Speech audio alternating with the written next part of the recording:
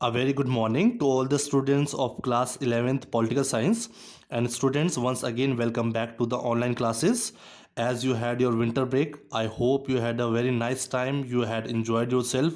Also, I hope that you had utilized your time properly along with games and sports. You have also given some time to your studies, as very soon we shall be having our exams. And as you know, before your winter holidays, we were doing the fifth chapter of your book, that is Political Theory, which is the second book of your syllabus for political science for this particular session. And let me remind you, we are following the syllabus according to the new revised syllabus which has been given by CBSE. I had already sent the PDF to your class WhatsApp group, so please keep checking that, see the proper contents of the chapter which are to be done. So, as according to the fifth chapter of this book, we are into the chapter that is rights. We had already completed three parts of this chapter. In the first two parts, I have given the proper understanding of the topic rights, why this topic rights has been included in this particular book of political theory, and as a student of political science, what are the importance of understanding the importance of rights, or we can say the root values or the roots of the rights, as I had already shown you with the help of the diagram also, that why as a student of political theory you must know the roots and foundation and the base of these uh, political phenomena such as rights, equality, freedom, justice, citizenship, democracy. So as a student of political science, you should know the basic roots and basic platform or the foundation of these terms, okay, or the values, political values. As if I talk about the common people, they just know the meaning of rights, freedom, justice, equality, as you have studied it till class 9th or 10th. But since you are in class 11th, you have opted for this humanities stream, so you should have the complete understanding and deep study of these terms. That is why we are studying these values, political values, in this book, that is political theory. So in the first part I told you briefly some important things of rights. Then we had tried and understand what do we understand by rights or what are rights. And in the third part, that is before your winter break, that was the third part which I had taken up, and which was where do rights come from. In that I have explained you properly in detail where do rights come from and what are the significance of these rights in the life of us individual and as a whole, importance of these rights in a society. Okay, so today moving forward, we shall be starting this fourth part of this chapter, that is kinds of rights. As we have been studying kinds of equality, types of equality, or kinds of justice and freedom, in that we saw economic, political, social, cultural, and legal. So these were some of the important moral values which were attached to these political phenomena. So if we talk about rights, let's see what are the different kinds of rights, okay, which are important for each and every individual. So let's begin this topic. I hope I have connected you properly that what we were doing before the winter break and why I'm taking this topic today. So we are into the fifth chapter of your book, Political Theory, and I'm going to start the part number 4, kinds of rights. So I'm doing it from your NCRT book. So when I'm reading this, when you are watching this video, please open your book and keep reading the lines when I am reading it and try and understand what I'm trying to explain. So most democracies today begin by drawing up a charter of political rights. So if you around the world, if you see all the democratic countries, you will see there are some type of political rights. Okay, political rights given to the citizen the rights to equality before the law. Political rights give to the citizens. What do we understand by political rights? If we are living in a democratic country like India, and if every citizen is having this political right, okay, if I say I have these political rights, it means as a citizen I have the right to equality before law. It means I will be treated equally in front of law, before the law. It means whether you are a minister, you are a celebrity, or you are a common man, you are a farmer. Okay, so whatever you are, you will be treated equally before the law.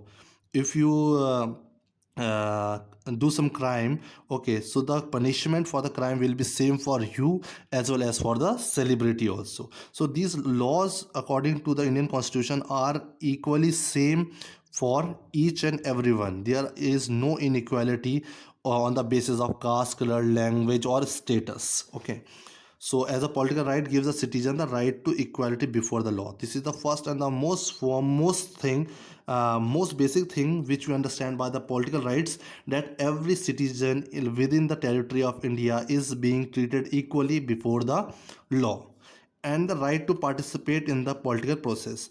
And another thing, each and every citizen will have the right to participate in the political process, and directly we can understand in the government functioning. Every citizen has the equal rights to participate in the government functioning, or show their representation in the government's functions, maybe directly or indirectly, that you know it very well. They include such rights as right to vote. So every citizen has got right to vote, so we can say that every citizen has a right to participate in the political process. How a citizen will participate in the political process? During the election we will have the right to vote. It means we will have the right to show our consent, or show our ideas, or show our support to a particular party or a particular individual. In that we can say we have the right to participate in the political process through the right of vote, and elect representative, so we can elect the representative of our choice. The right to contest election, so these all are, you can see, the are the rights given to each and every individual. They include such as rights as right to vote and elect representative, the right to contest election. It means every individual, every citizen has also the right to contest election, the right to form political parties or join them. So these are the basic political rights which every citizen of India or any democracy has, but basically I'm talking about India here. Political rights are supplemented by civil liberties. So now here we will try and understand what do we understand by political rights are supplemented by civil rights. So this word civil rights we have already discussed in the previous videos also. The later, if we talk about the civil liberties, first of all, let's you know what are the political rights we have discussed here. Let's see what do we understand by civil rights. The later, it means we are talking about civil rights. Civil rights refer to the rights to a free and fair trial, the right to express one's view freely, and right to protest and express dissent. So if any person is given the free and fair trial right, everyone is given the right to express one's own views and ideas freely. Everyone has the right to protest if they find something unconstitutional or against the fundamental rights or against the society. So everyone has the right to protest and express dissent. As recently you can see, there are the farm agitation is going on, farmers protests are going on. So these are some of the rights given to the individuals. So these are the civil liberties, and these are equally connected to the political rights. So that is why now we will see, collectively civil liberties and political rights form the base of the democratic system. If we are talking about the democratic system, election system of any democratic country, we are talking about the government of any democratic country. In that country both civil liberties and political rights will play an important role, equally important role, for any citizen to be treated as equal. But as was mentioned before, rights aim to protect the well-being of the individual. But in the beginning, in the first and the second video, we have also seen that when we were discussing about rights, what are rights? So rights aim, we have read this, rights aim to protect the well-being of an individual. Why? What were the need and requirement of rights? We know it very well, as to give maintain the dignity of each and every human being. As every human being we have already read is a creation of God, so we cannot discriminate humans on the basis of caste, color, language. So everyone has their dignity. So their well-being of an individual is responsibility of the democratic government or any government. So rights, we can say, the rights objective and aims of putting up these rights for all the citizen is to protect the well-being of the individuals. Political rights contribute to it by making the government. So when we talk about the well-being of the individual through rights, so what do political rights do? There are various type of rights. So currently we are studying about political rights. So rights aim to protect the well-being of the individual, but here political rights contribute to it by making the government accountable to people. Here political right is making this government accountable to the people's well-being, people's dignity. Maintaining people's equality, maintaining their dignity is the responsibility of the government, and it is only possible through the political rights, by giving greater importance to the concerns of the individual over that of the ruler, and by ensuring all persons have an opportunity to influence. Yes, here through these political rights, as I told you, every citizen has to right to vote and elect their representative, and the right to contest election, right to form political parties or join them. So we can say indirectly here, by ensuring all this, all persons or citizens have an opportunity to influence the decision of the government. So government cannot act as a monopolic platform, but all the governments are being influenced by the interest of the people also. So every citizen has its own importance as they vote. So their vote is a very powerful weapon in the hands of a citizen in a democratic country. So this political rights has been playing a very important role. If we talk about what is the aim of rights aim is to protect the well-being of the individual. So political rights is one of the important weapon a citizen has. So now moving forward, however, our rights of political participation can only be exercised fully when our basic needs of food, shelter, clothing, health are met. So we can only talk about right to vote, right to contest election, to elect our representative, to form our political parties or join any political parties. These things will come to our mind only if these important basic needs of all the individuals are fulfilled, like food, shelter, clothing, health, or we can also say education. But apart from education, these four things are the most important basic needs of any human to survive.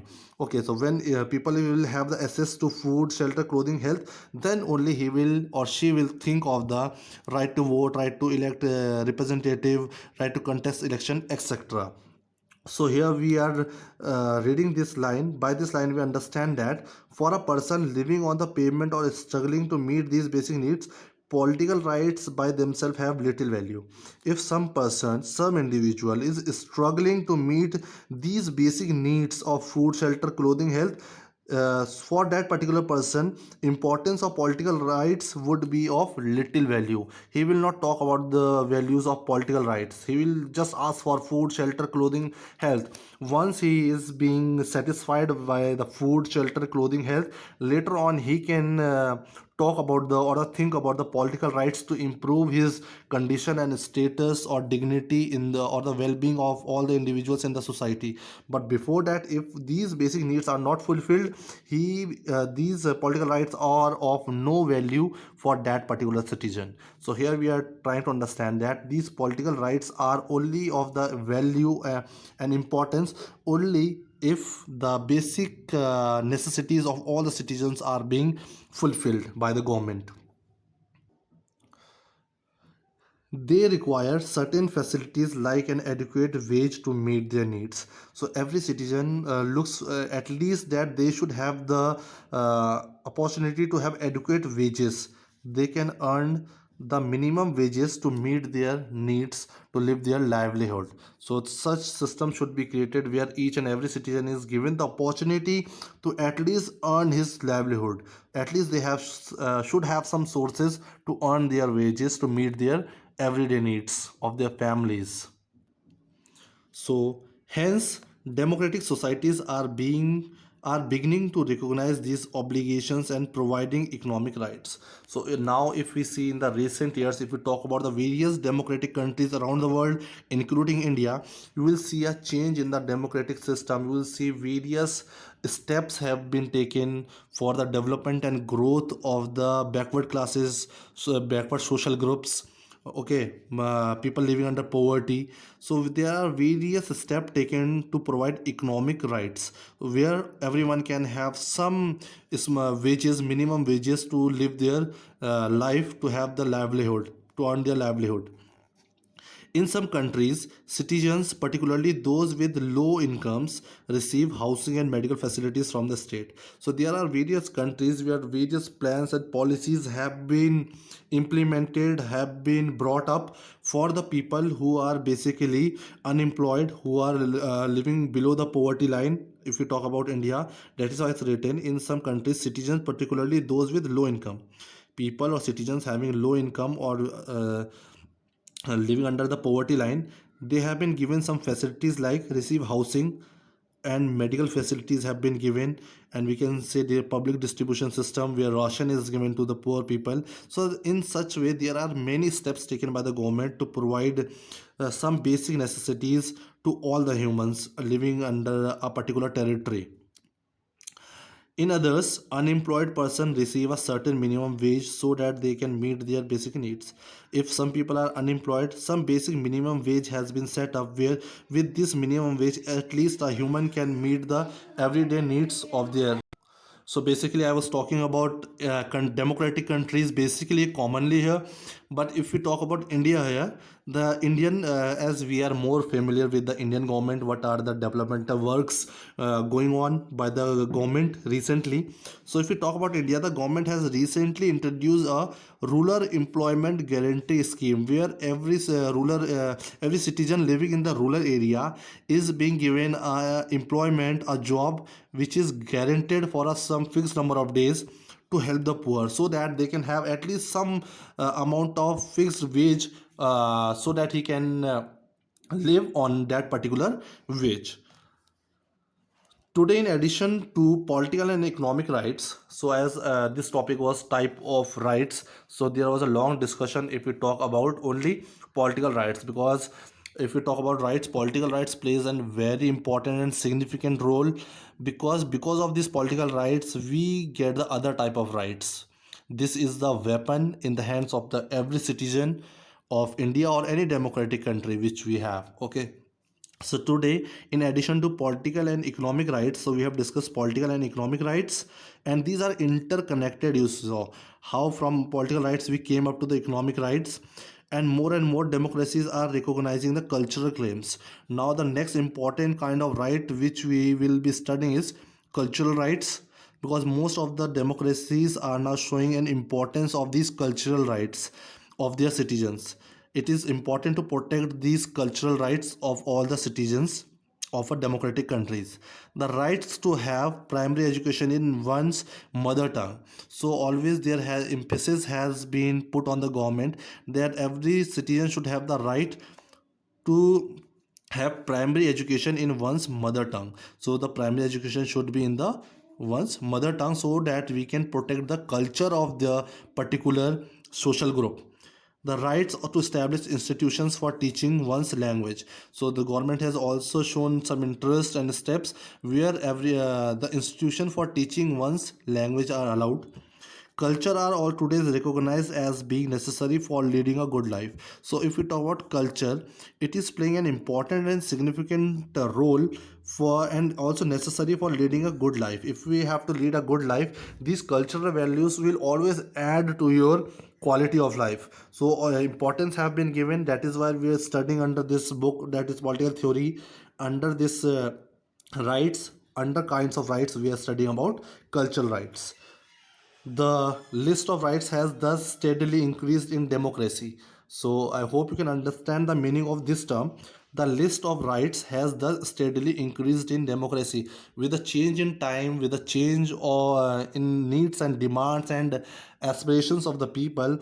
So the number of rights has been continuously increasing in the democratic countries, while some rights, primarily the right to life, liberty, equal treatment, these have been given importance now. Okay, must receive sorry And the right to political participation are seen as the basic rights. So if I talk about right to life, right to liberty, right to equal treatment to all the citizens, and right to political participation, right to vote, right to contest election, these are seen as a basic rights that must receive priority. So these should be receiving priority. Importance should be given to all these rights.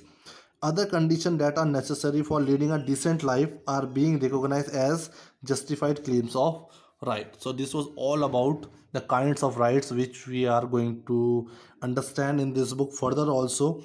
But I hope this thing is clear to you, that how from political rights we had jumped directly into the rights, economic rights, and from that to cultural rights. So you need to make a connection between these two. For that you will have to read your NCRT book properly. And this is the part which I have covered so far today, and this is the important part. So must go through the this book, that is political theory, and this is a part 4. So read that carefully. So in the next video we shall be taking the next topic of this chapter. Till then, thank you and take care.